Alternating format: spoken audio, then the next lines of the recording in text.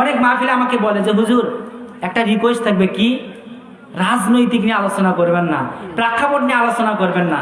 তবে আমি বলি আমাকে প্রেক্ষাপট নিয়ে আলোচনা করতে ভাল লাগে না, কিন্তু যদি চোর বাটপার বিষয়ে যদি কথা বলে সতর্ক না করি তাহলে আপনার ঘরে যে চুরি হবে না তার কি গ্যারান্টি আছে? আপনার ঘরে ডাকাত ঢুকে ডাকাতি করবে না তার কি গ্যারান্টি আছে? আসলে কি জানেন, যখন আমরা মাহফিল করতাম পাশের প্রধান অতিথি বিশেষ অতিথি যারা ছিল তারা বাধা দিত কেন? ও জানে যদি কোরআন থেকে কথা বলে তাহলে আমার চুরি করা বন্ধ হয়ে যাবে, এর জন্যই বাধা দিত। অথচ মাইক নিয়ে বলবে, হ্যালো ভাইয়েরা, আগামী নির্বাচনে দাঁড়াবো, আমাকে বিজয় করবেন তো?